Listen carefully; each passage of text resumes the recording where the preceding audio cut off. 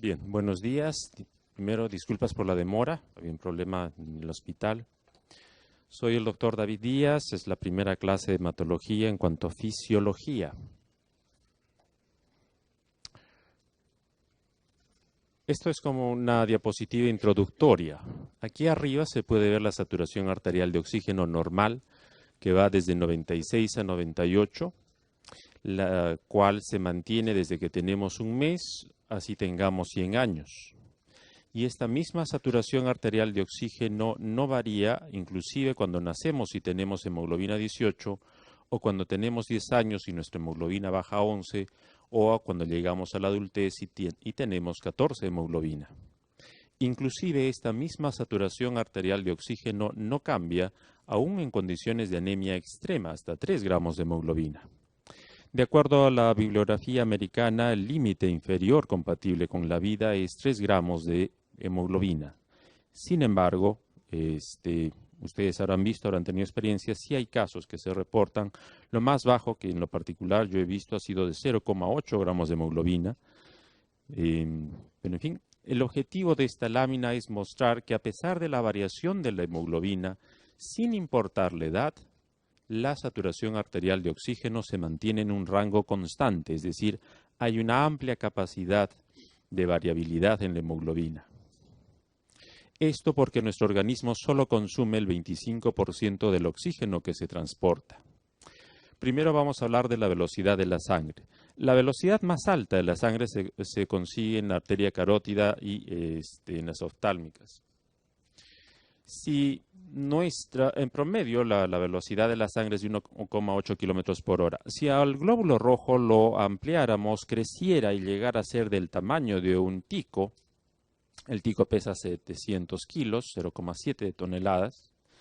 Este tico viajaría en promedio a una velocidad de 450 kilómetros por hora. Si entráramos en taquicardia, nuestro tico podría fácilmente pasar los 1.200 kilómetros por hora, estos 450 en condiciones de reposo. Eso es para tener un aproximado de la idea de cuán rápido viaja la sangre en las arterias. Ahora, el tico tiene una vida de, bueno, ya saben, de 120 días. En cambio, un carro de Fórmula 1, su velocidad máxima, ni siquiera la crucero, es de 413 kilómetros por hora y no resisten más allá de los 1.000 kilómetros. Eso es para comparar que nuestro tico, el glóbulo rojo, que normalmente pensamos es una estructura de muy poca importancia, es bastante eficiente en ese sentido. Ahora, el tico tiene, ya conocen esta forma bicóncava. Esta forma bicóncava está dada por la membrana citoplasmática. ¿Para qué tenemos sangre bicóncava? El ser humano, junto con los primates, somos los únicos animales que tenemos sangre bicóncava. El resto, el modelo de la naturaleza que escogió es una sangre esférica, redonda. Tenemos sangre bicóncava, uno, para aumentar la superficie de intercambio gaseoso. Si nuestra sangre, en adultos más o menos hacemos 3.800 metros cuadrados. Si nuestra sangre fuera solamente esférica, como la de la llama, no llegaríamos ni a los 1.200. Es mucho menos la superficie de intercambio que obtendríamos de ser la sangre redonda o esférica. Segundo, determina la velocidad del flujo de la sangre.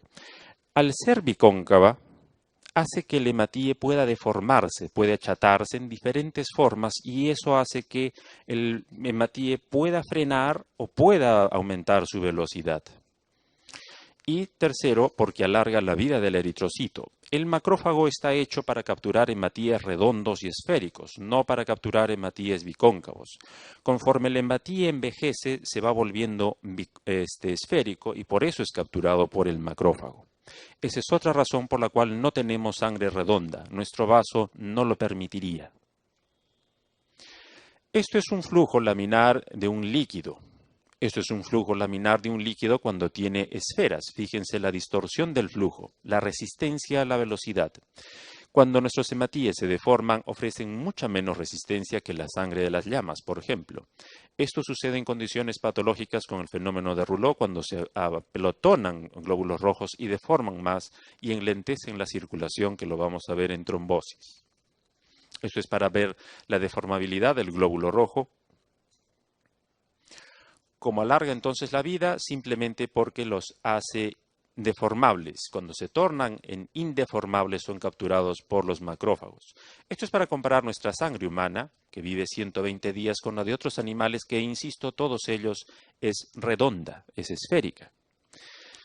En casi todos, el promedio de vida de los glóbulos rojos, por lo mismo que es redondo, es menor que la sangre humana. La excepción es la llama, porque tiene sangre redonda, pero tiene una ventaja enzimática muy considerable. Su vaso es altamente ineficiente, casi no tienen un vaso funcionante, por eso es que vive más. Y los elefantes, que, bueno, tienen otra explicación. La membrana, esto es para recordar nuestros conocimientos de básicas, tiene una estructura bilipídica y abajo las proteínas. Este de aquí es más gráfica porque ejemplifica la membrana, las proteínas que están debajo de la membrana, que son sus proteínas estructurales. Hay proteínas que la atraviesan, que son sus canales. Quiere decir que la membrana del glóbulo rojo está hecha básicamente por proteínas. El 50% de la membrana es proteínas. Hay proteínas transportadoras, que son los canales, y proteínas estructurales o del citoesqueleto, que en los nombrecitos por ahora no nos interesan. El otro componente importante son los lípidos. Los lípidos son el 40% y el objetivo de los lípidos es la deformabilidad. No es la deformabilidad, sino disminuir el peso. Si nuestro tico, que pesaba 700 kilos, fuera solamente proteínas, pesaría muchísimo, más o menos alcanzaría a pesar 2,8 toneladas. Lo haría mucho más pesado nuestro tico. Y finalmente los carbohidratos, que son solo el 8% del peso seco, que sirven para grupos sanguíneos y de receptores. Cuando la alteración está en las proteínas, cuando suceden mutaciones o enfermedades que afectan a las proteínas de la membrana, la enfermedad resultante, cuando son proteínas estructurales, son esferocitosis o eliptocitosis, es decir, membranopatías, es decir, anemias hemolíticas congénitas. Cuando la enfermedad afecta a las proteínas transportadoras, a los canales, se le conoce como eriptosis precoz, que esto sí es súper recontra raro. Cuando la alteración, la enfermedad o la mutación afecta a los lípidos, la enfermedad se conoce como acantocitosis. Si se fijan aquí, este es un glóbulo rojo normal, el acantocito son estas formas espiculadas o con puntas. Los carbohidratos no sufren de una enfermedad, simplemente que son la puerta de entrada para otros gérmenes.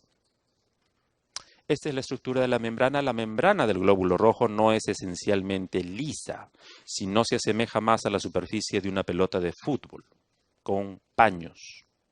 Acá lo que les decía, cuán pesado se haría nuestro glóbulo rojo si solamente fuera proteínas.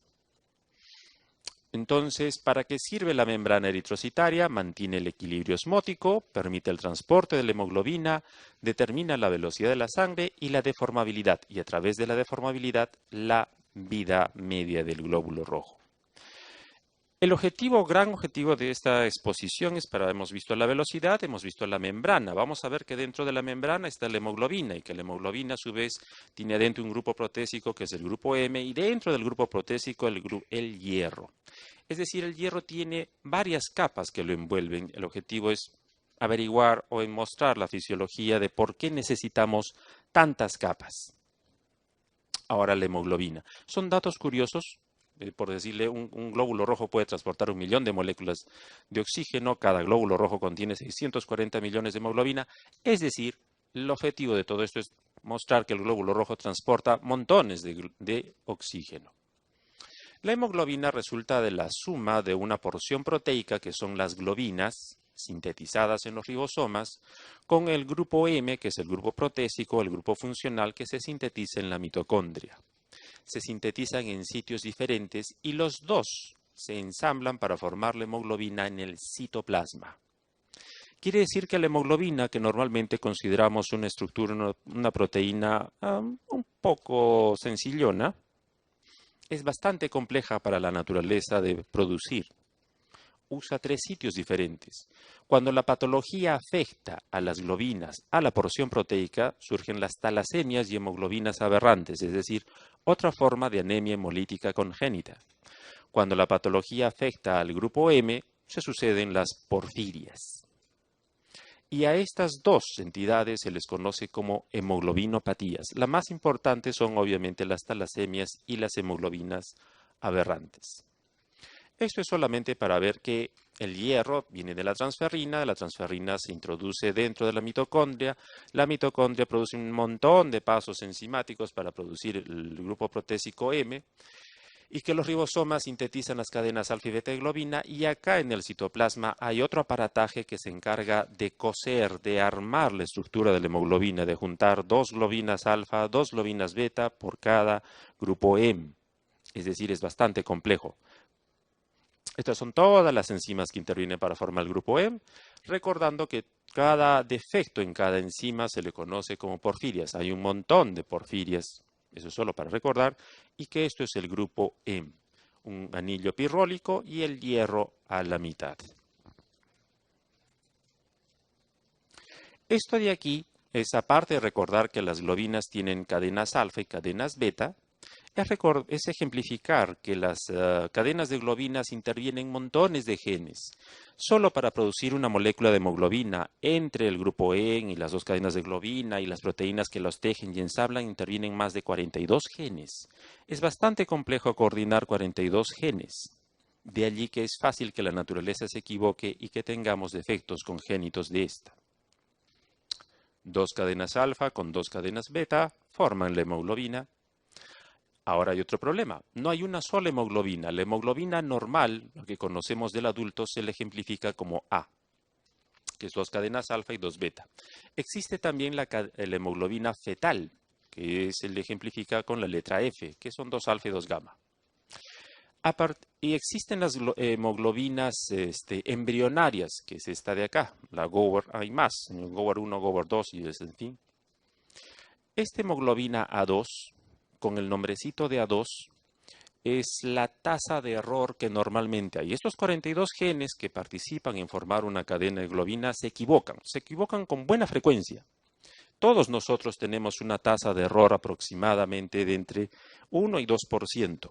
A esa tasa de error, a esas hemoglobinas que normalmente producimos pero que no funcionan, que son defectuosas, le llamamos A2. Y las hemoglobinas anormales que vienen con el nombre de SC y otros que los vamos a ver en la respectiva clase. Acá destacaba el nombrecito de hemoglobina S, que su sinónimo es drepanocitosis. Esto es para ver un drepanocito, que es patognomónico de esta anemia hemolítica que se llama drepanocitosis. Esto es para ejemplificar, ya lo veremos en talasemia, esto es la estructura normal de la hemoglobina, esto es cuando me falta una cadena de globinas y esto es cuando me faltan dos cadenas de globinas. Cuando me falta solo una cadena de globinas se traduce básicamente en anemia, pero cuando me faltan dos cadenas de globinas no solo es anemia, sino malformaciones somáticas groseras, para ejemplificar que no solo se trata de un problema de la sangre. Este grafiquito es para ver lo de las cadenas alfa y beta y las hemoglobinas fetales, ¿no? Las cadenas alfa, que las compartimos con los monos, son perennes a lo largo de nuestra vida. Las cadenas beta solo las producimos luego del parto. Las cadenas gamma las producimos de la hemoglobina fetal, solo la producimos durante la vida fetal, luego decaen. Y acá están las hemoglobinas embrionarias. Esto es lo que les decía, hemoglobina es lo normal, todos tenemos entre 96 y 98%, todos tenemos un poquito de hemoglobina fetal porque no se pierde nuestra memoria de hemoglobina fetal, que es menos del 1%, y nuestra tasa normal de error que va de 1.5 a 3.2, un promedio de 2%, que normalmente todos tenemos. Esta tasa de hemoglobina anormal, las vamos a ver en la clase de anemias hemolíticas, sube cuando hay anemias hemolíticas congénitas. Pregunta, una de las causas de anemia hemolítica es pérdida crónica de sangre, presencia de células falciformes, deficiencia de B12, falta de absorción de ácido fólico y presencia de células blanco. Esto de células falciformes les decía que es patognomónico de una anemia hemolítica. Acá era para aclarar esto de células blanco. Células blanco es sinónimo de células en diana o de estomatocitos. Son estas de aquí. Esto es un glóbulo rojo con un punto al medio. Esto es una célula blanco en diana o estomatocito o target cell que no es patognomónica de anemia hemolítica. Es inespecífica. Puede presentarse en anemias hemolíticas, en hepatopatías, en infecciones crónicas. Ahora vamos a hablar de los pigmentos respiratorios. La hemoglobina no es el único pigmento respiratorio que hay, existen muchos pigmentos respiratorios, de hecho el más importante y el más básico de todos es esta de acá, que es la clorofila. Fíjense que la clorofila tiene como grupo protésico el magnesio, el nuestro el hierro. Y en lo demás es muy similar. Quiere decir que la naturaleza ha producido los pigmentos respiratorios a partir de su modelo que era la clorofila. Pero nosotros tenemos hierro. ¿Por qué tenemos hierro? La primera razón, porque es un elemento abundante en la Tierra. Se encuentra en la superficie terrestre y por eso la naturaleza nos lo dio. ¿Cuánto de hierro tenemos? Más o menos entre 3.5 a 4.5 gramos, que equivale al tamaño de una alcayata. El hierro tiene una peculiaridad en nuestro organismo, se queda en nuestro organismo. Si hoy día me como una bolsita de papitas, voy a comerme más o menos unos 300 o 200 y pico gramos de sodio. Esta sal del sodio los puedo botar por el riñón porque hay bombas de sodio. Lo mismo puedo hacer con el calcio. Hay mecanismos que regulan la absorción y excreción de sodio, potasio, de casi todos los electrolitos, excepto del hierro. El hierro, el organismo solamente absorbe hierro en el último trimestre del embarazo y hasta más o menos los 2 años de vida. Luego no somos capaces de absorber hierro. Absorbemos solamente lo que eliminamos. Nunca tenemos un balance positivo de hierro. Por eso es que cada átomo de hierro permanece en el organismo más o menos 10 años. Si tuviéramos un exceso de hierro en el organismo, no hay una, por decirle, yo me quiero suicidar y me inyecto hierro endovenoso, 40 toneladas de hierro endovenoso. Mi organismo no tiene cómo eliminar esas 40 toneladas porque no hay una bomba que las saque o que las bombee por el riñón ni por ningún sitio. El único mecanismo que tiene el organismo es por descamación y este es un mecanismo pasivo, no es activo. Segunda razón, porque somos animales de sangre caliente. El hierro funciona para nosotros por nuestra temperatura corporal. Por ejemplo, en los moluscos tienen cobre, que es muy bueno para temperaturas frías. Tercero, porque tenemos un ciclo cerrado del hierro. La mayor parte del hierro que está en la hemoglobina se intercambia con los depósitos de hierro y así sucesivamente. Solo perdemos al día en promedio 1 miligramo, entre 0,6 y 2 miligramos. 1 miligramo al día se pierde por descamación en las heces y en la piel. Pero es por descamación, no es que el organismo quiera a propósito perderlo, es por descamación. Y esa misma cantidad es lo que se absorbe, nunca podemos absorber más allá de 2 miligramos. Y las razones más importantes son estas, porque necesitamos oxígeno. 1 litro de sangre, si no tuviera hemoglobina, solo podría transportar 3,2 mililitros de oxígeno disueltos. Con hemoglobina transportamos 220 mililitros, es decir, 70 veces más oxígeno que si no tuviéramos la hemoglobina. ¿Y por qué entonces por qué no tendríamos solamente hierro circulando libre en la sangre? Porque el hierro tiene un problema. El hierro tiene 2 valencias, como recordarán. Valencia más 2 y valencia más 3, ferroso y férrico. Las 2 valencias se unen al hierro, pero la valencia más 3 es la valencia en la cual el organismo usa porque el hierro en valencia más 3 se une y se libera.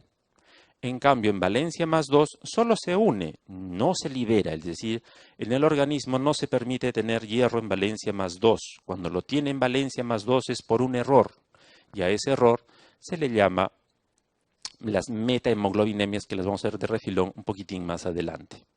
¿Cómo hace el organismo para que se quede el hierro en valencia más 3? Para que se quede en valencia más 3 y no se pase a valencia más 2, es que tenemos a la porción proteica, las globinas. El objetivo de las globinas y del grupo M es que el hierro se quede en valencia más 3, para que pueda captar y liberar el oxígeno. Cuando la hemoglobina está unida al oxígeno se le llama oxihemoglobina.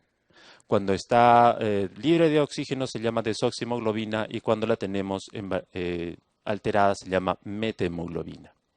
Esto es parte de la oxidación. Esto es para ver lo del hierro y la unión al oxígeno. En total, un ser humano de 70 kilos puede contener en un momento dado alrededor de 1 litro de oxígeno disuelto en la sangre. Y de este litro recuerden que solamente necesitamos para vivir 250 mililitros. Los otros 750 están de reserva. Una razón más. El CO2. Necesitamos barrer CO2.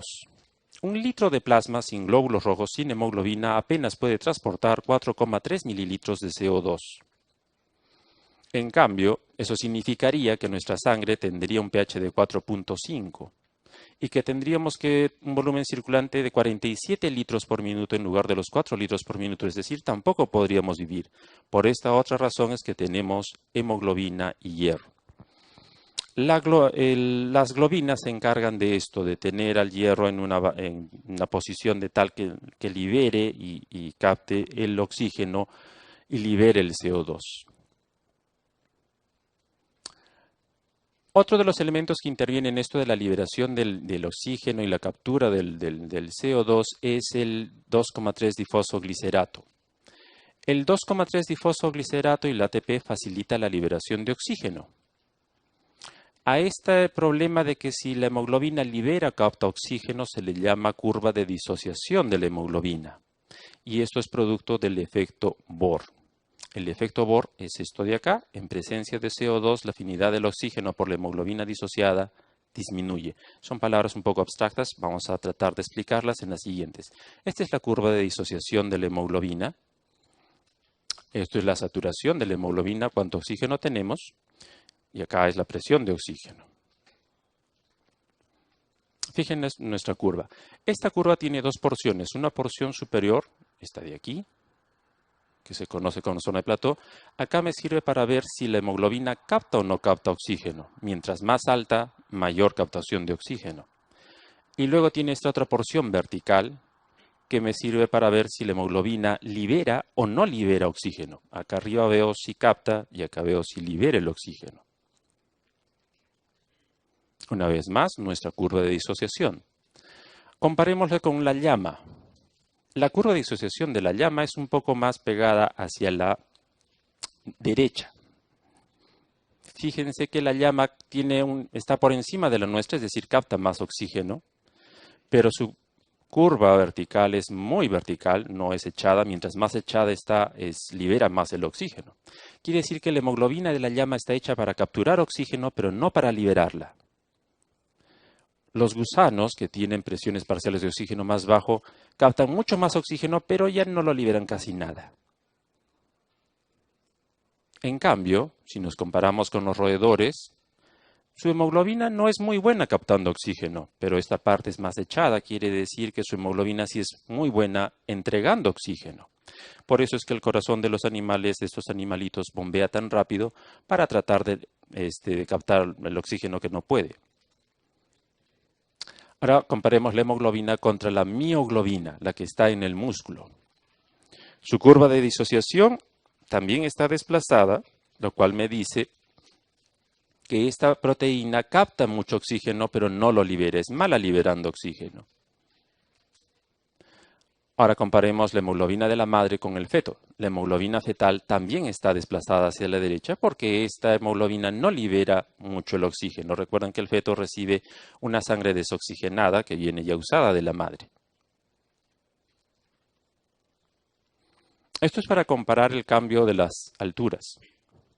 Acá tenemos alguien en la costa, 0 a nivel del mar, y esto es más o menos a 3.500 metros sobre el nivel del mar. Nuestra saturación de oxígeno no cambia.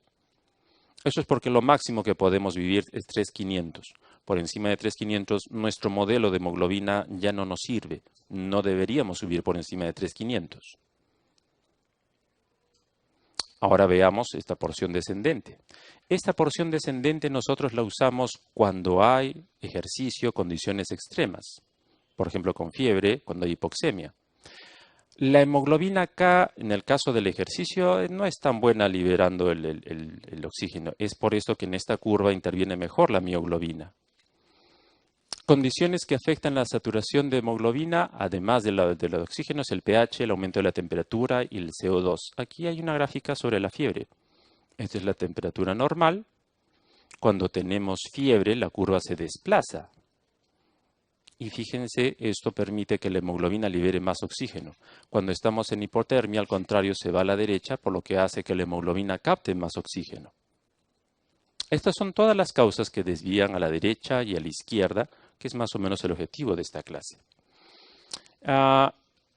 Esto es para recalcar el efecto del 2,3-difosfoglicerato en el efecto Bohr, que contribuye a la liberación o captación de oxígeno.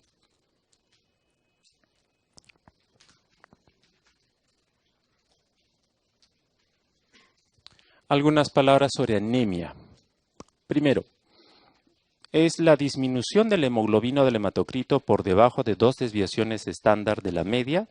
Ahí puede haber variaciones. La raza determina los niveles de la hemoglobina, son más altos en la raza negra. Fíjense cómo cambia la hemoglobina a lo largo de nuestra vida. Cuando nacemos tenemos 11 de hemoglobina, de los 6 meses tenemos 11 de hemoglobina, cuando los recién nacidos tienen incluso 18 de hemoglobina, y luego recién adoptamos la hemoglobina del adulto a partir de más o menos los 12 años.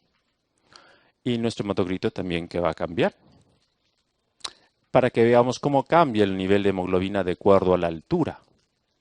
Tenemos una hemoglobina, por ejemplo, a partir de los 4200 necesitamos una hemoglobina normal no de 14, sino de 16. Es decir, en Cerro de Pasco, nuestra hemoglobina normal debería ser 16,5. Este cuadro es un resumen para interpretar esto de las anemias que vamos a ir viendo. Si en todos los casos la hemoglobina está baja, si tenemos una hemoglobina baja con un volumen bajo y reticulocitos bajos, el resultante es una anemia ferropénica. Si tenemos una hemoglobina baja con un volumen bajo y reticulocitos altos, el resultante es una beta-talasemia, el diagnóstico. Fíjense que la diferencia está no en el volumen ni en la cantidad de hemoglobina, sino en los reticulocitos.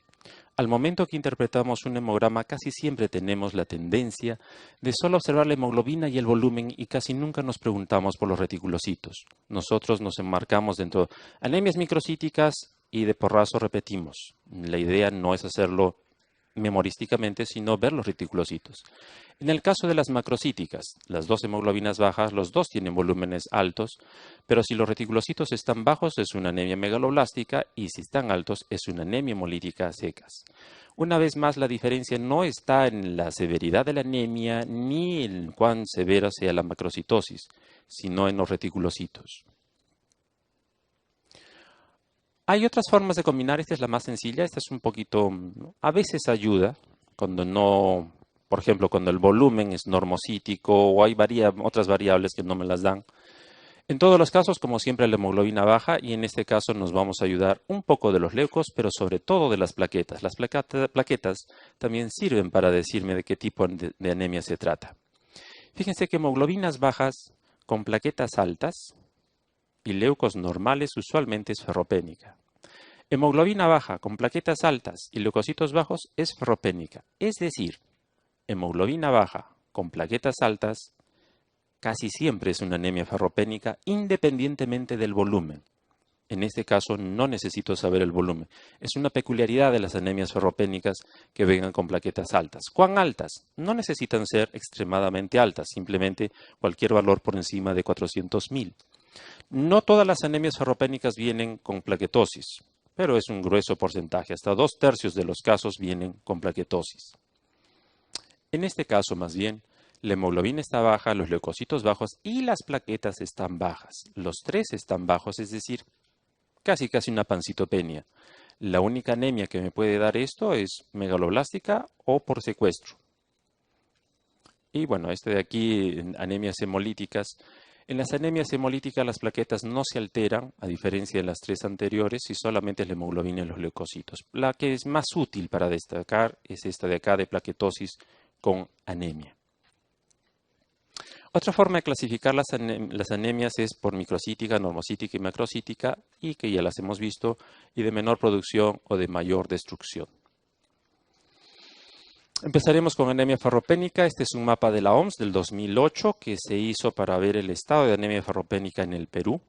Fíjense que estábamos dentro de los más graves, igual que África o que la India en cuanto a anemia ferropénica en general.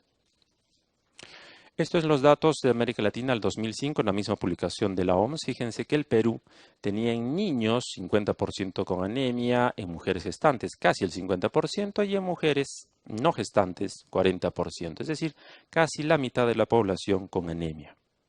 Si nos comparábamos con Bolivia, que casi siempre lo hacemos, Bolivia estamos igual en cuanto a niños, pero Bolivia está mejor en cuanto a gestantes y mucho mejor en cuanto a mujeres en general. Este tablo es una encuesta nacional, es un estudio nacional, son estadísticas nacionales oficiales del 2013. Según esto, Del 2000 al 2012 sí ha bajado la anemia ferropénica en niños, de 60 a 40%. Ese bajón se ha visto en la costa, un poquito en la sierra, pero no en la selva. Esto es el mapa hecho por el INEGI en base a anemia. Fíjense que este es el territorio con mayor anemia que hay. Y en fin, casi toda nuestra sierra es anémica. El problema no solamente está con esto de la anemia, sino el origen del hierro, entre animal y vegetal. Si se dan cuenta, esto de aquí es el hierro animal y este verde, chillón, es el hierro de origen vegetal. En casi todos los casos eso es lo que predomina. Por ejemplo, en Ayacucho todos comen hierro de origen vegetal y casi nada del animal. El único que más o menos es Contreras es Moquegua y un poquito por ahí Tacna o Lambayeque, pero la mayor parte del Perú, incluyendo Lima, la mayor parte de su consumo es de origen vegetal. El impacto económico también se evaluó en el 2012 de esto de la anemia.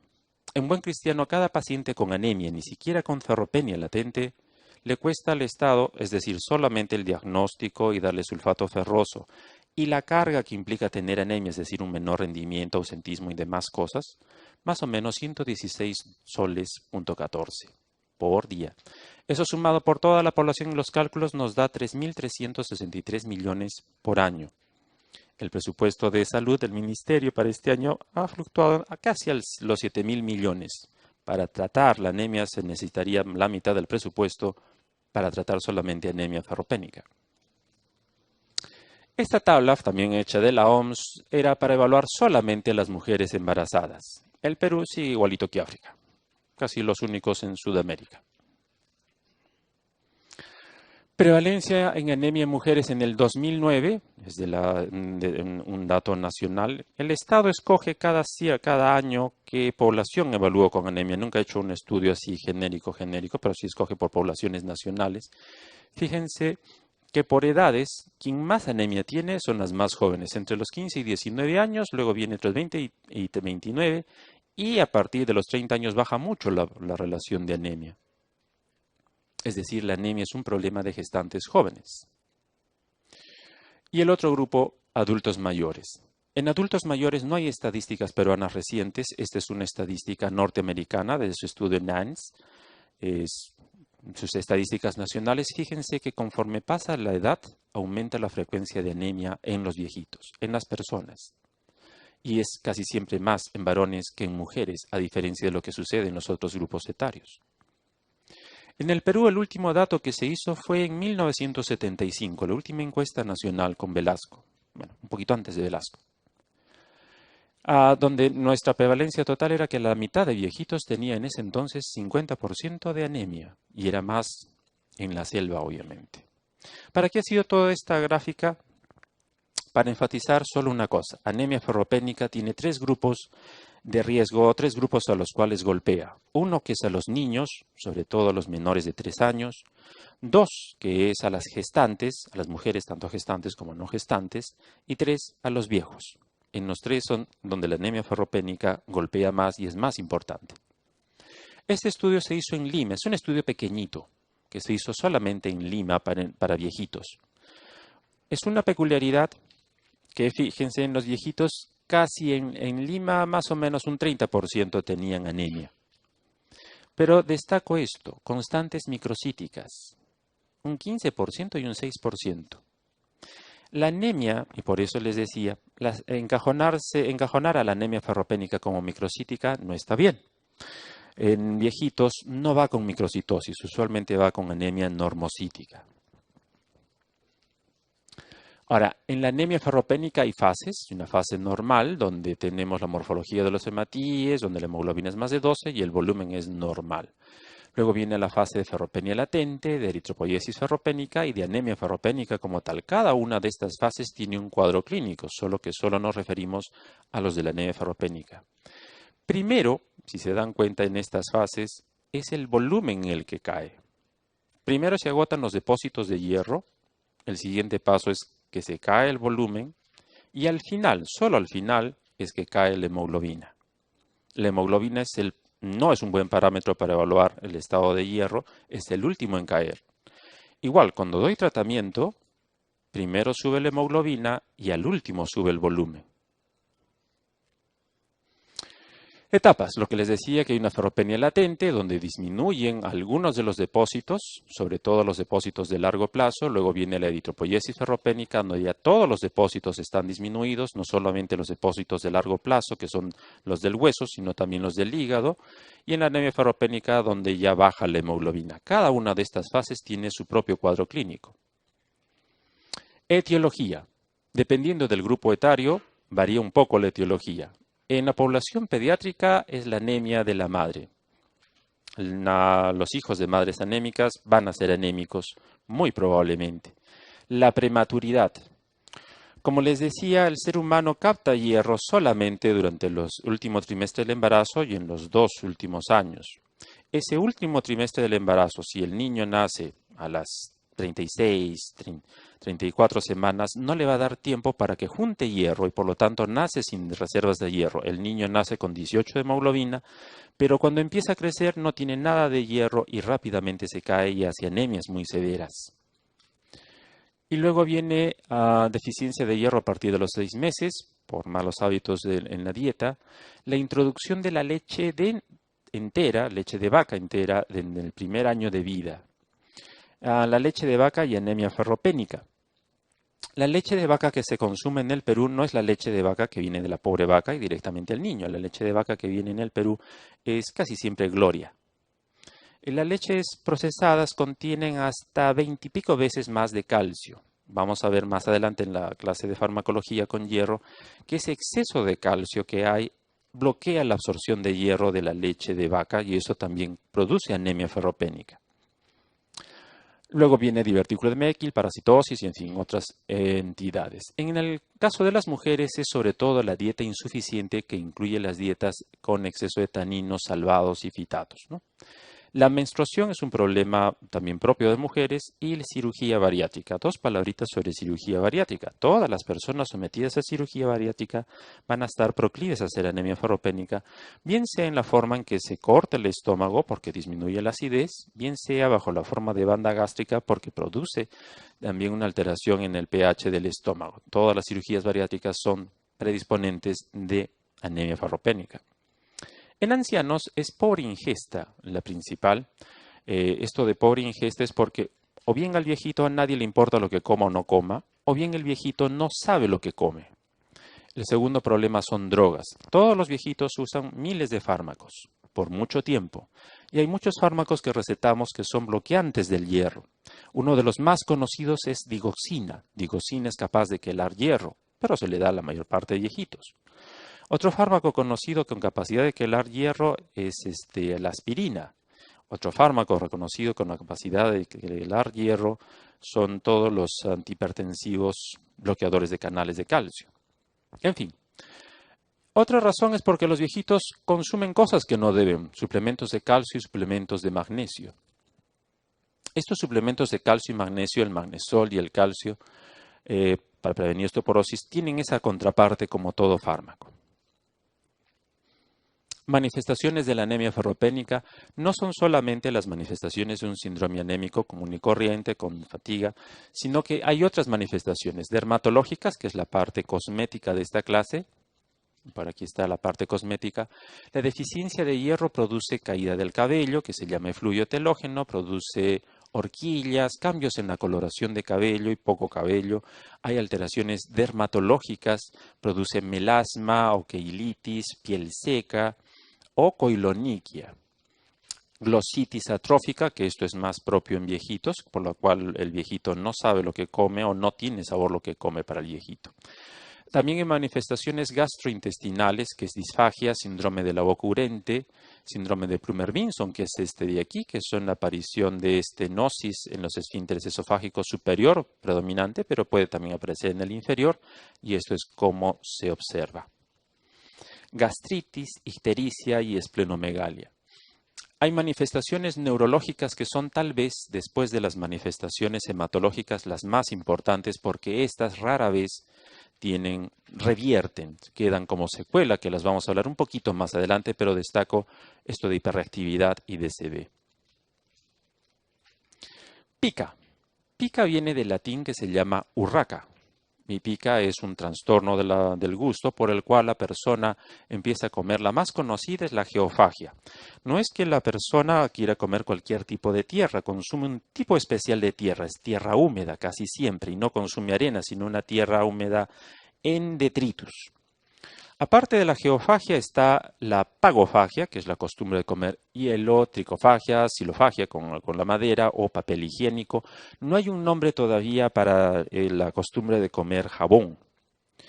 Ahora, la pica, solo como curiosidad, varía esa manifestación. Cuando son niños, normalmente no hay una represión social y por lo tanto el niño no es infrecuente que consuma madera o sobre todo tierra. Pero cuando crece, la pica cambia por la presión social. Es muy raro que un adulto consuma tierra. En las mujeres revierte, porque, insisto, es un grupo peculiar predispuesto a desarrollar anemia ferropénica y ferropenia, cambia la costumbre por esto, por la pagofagia. Por eso es que se dice malamente que las mujeres consumen más helado que los varones. Es solamente no digo que todos los casos sean, pero sí algunos casos de pica se manifiestan por la costumbre de comer helados. En el caso de los varones, la pica no es frecuente, pero cuando se presenta se cambia socialmente por la costumbre de comer cosas picantes. Hay varones que consumen rocoto puro, todo muy picante. Eso es otra forma de pica que se llama pirofagia. Cuando uno es viejo, también vuelve a cambiar la pica por una cuestión también social y de dependencia social. Y a eso se le llama, ya no se le llama como pica, sino cambia el nombre por síndrome de la boca urente. Esto es lo que le decía de las manifestaciones neurológicas, que son las más importantes después de las hematológicas. Las neurológicas, fíjense que la falta de hierro afecta a 4 sistemas neurológicos: GABA, dopamina, fenilalanina y serotonina. Los 2 primeros son alteraciones irreversibles. Los 2 primeros tienen que ver con el comportamiento y el aprendizaje. El primero es con el comportamiento. Los niños con anemia ferropénica o con solamente ferropenia se confunden con un síndrome de hiperreactividad. Son incapaces de estar sentados, son muy traviesos, los llevan a los psicólogos, a los psiquiatras y suelen ser mal diagnosticados como tal y se les da su medicación. Y el otro problema es el aprendizaje. Los 3 sistemas tienen que ver con el aprendizaje, estos 2 sistemas. Es un aprendizaje peculiar, es sobre todo la capacidad para la comprensión lectora, como ya saben, la capacidad para la abstracción, que tiene que ver con las matemáticas, tiene incapacidad para la actividad motora fina. Y al afectar el sistema de la serotonina también disminuye la capacidad de atención y somnolencia. En conjunto tenemos a un niño que tiene hiperreactividad, que tiene un mal rendimiento escolar. Estas, recuerden, no todas son reversibles, sino algunas son irreversibles. Estas mismas manifestaciones neurológicas se van a repetir en las mujeres, en los adultos, se van a repetir en los viejitos, pero cambia un poco la expresión. En los viejitos, por ejemplo, la ferropenia se traduce no en hiperreactividad, sino al contrario, en depresión, en somnolencia, en incontinencia. Efectos de la anemia ferropénica en el viejito. Si se dan cuenta, aumenta todo, desde el riesgo de caídas, delirio, ICC, dependencia, tarará, el asunto que la anemia en el viejito lo mata, aumenta la mortalidad. Consecuencias de la ferropenia en el niño. Hace que tenga un mal rendimiento escolar, hace que tenga problemas conductuales. ¿Cómo aumenta esto la mortalidad? Se ha visto, no en el Perú, pero sí en la población africana, que los niños ferropénicos tienen una incapacidad para medir el peligro. Se exponen mucho al peligro. No sé si eso tenga que ver con la costumbre de atravesar los semáforos o no seguir las reglas. Pero sí los niños ferropénicos tienen esta capacidad y por eso es que los gringos ponen aumento de la mortalidad infantil. Esto de retraso del crecimiento está en veremos. Los chinos en la década del 50 eran muy chatos, en promedio 1,50 m, 1,60 m. Conforme China ha ido suplementando de hierro y disminuyendo la anemia ferropénica, extrañamente la estatura promedio ha ido subiendo, de manera tal que ahora está en 1,76 m, muy por encima de la peruana. Consecuencias de la ferropenia en la gestación. Como podrán deducir, aumento del riesgo de prematuridad, bajo peso al nacer, preeclampsia y en buen cristiano aumenta la mortalidad materna. Pero aquí me detengo en dos palabritas, estas de aquí. Menor secreción de leche y rechazo de la madre al hijo. Sobre la menor secreción de leche. Muchos de ustedes habrán escuchado que hay una mujer no tiene leche y le dan diversos consejos para que pueda producir leche. Uno de los consejos es que consuma cerveza negra o que se prepare algún tipo de ponche, o en fin. ¿Por qué funcionan estos consejos? Porque el alcohol aumenta la absorción de hierro y la absorción de hierro al subir hace que la madre produzca leche.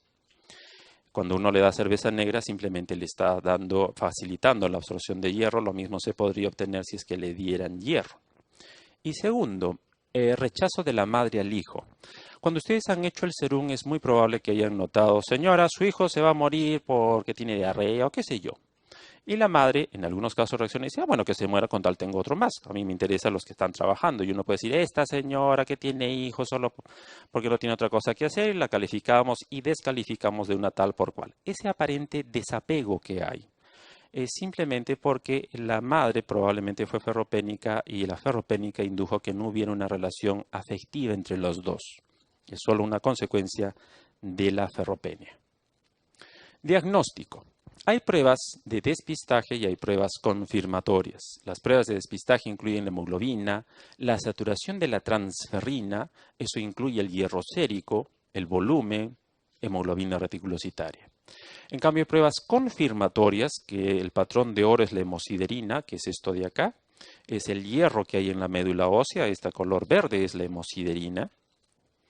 Y las dos pruebas que se hacen en sangre, que son ferritina y receptor de transferrina sérico. Estas son confirmatorias, estas son solo de despistaje. Cuando hagan la parte de preguntas de hematología van a ver que dos preguntas se hacen en base a esta peculiaridad. Confirmatorias y estas son solo de despistaje. El hierro sérico solo me sirve como prueba de despistaje. Este es el hemograma de una anemia ferropénica donde además de ver anemia se puede ver lo que les decía, la plaquetosis. La plaquetosis es más frecuente en la anemia ferropénica del adulto y traduce un estado de pérdida crónica, bien sea por menstruación, porque tengo alguna bronquiectasia, porque sufro de la próstata, porque tengo hemorroides, porque tengo gastritis, etcétera, etcétera, etcétera. En cambio, los únicos que no cursan con trombocitosis son los niños. Es menor la frecuencia de trombocitosis en niños y en los vegetarianos. Cuando una anemia ferropénica viene sin trombocitosis, me dice es un problema de consumo, que se niega a comer hierro. También para eso me sirven las plaquetas. Ante una anemia microcítica, mi paso siguiente debe ser pedir ferritina. Si la encuentro baja, confirmo que hay una ferropenia y es una anemia ferropénica. Si la encuentro normal o alta, debo pedir hierro sérico y transferrina. Si las encuentro disminuidas, es una anemia por inflamación crónica. Si están normales o altas, debo pensar en anemias hemolíticas y para eso pido el dosaje de hemoglobina A2 y fetal. Si están aumentadas, es beta-talasemia y si están normales, debo hacer un mielograma para buscar anemias sideroblásticas. El diagnóstico diferencial de una anemia ferropénica es anemia por inflamación crónica, anemias hemolíticas, específicamente beta-talasemia, y mucho, mucho más atrás, anemia sideroblástica, que es muy, muy, muy rara. ¿Qué hacer con la terapia del hierro? En niños y embarazadas, básicamente, casi siempre se trata de reponer el hierro, no hay que hacer muchos estudios ahí. En cambio, en mujeres jóvenes hay que buscar una historia ginecológica y buscar pérdidas ocultas, en tanto que en varones y en posmenopáusicas hay que insistir en buscar las causas ocultas. Fíjense que dentro de las pruebas que se deben pedir están estos de aquí, anticuerpos antiendomicio, anti-Helicobacter pylori, anticélulas parietales y gastrina. El Helicobacter pylori merece dos palabritas apartes en cuanto a anemia ferropénica. Cuando uno consume hierro y tiene su Helicobacter pylori que revienta, el Helicobacter pylori produce una proteína que es un sideróforo, que es muy ávida de captar hierro. El Helicobacter pylori para proliferar y sobrevivir necesita de hierro, de manera que si le dan una anemia ferropénica con Helicobacter pylori Su sulfato ferroso, gran parte del sulfato ferroso, el del hierro que den, lo va a absorber el Helicobacter y no le va a servir al paciente. Primero habría que eliminar al Helicobacter, por eso se debe incluir dentro del estudio de estos casos.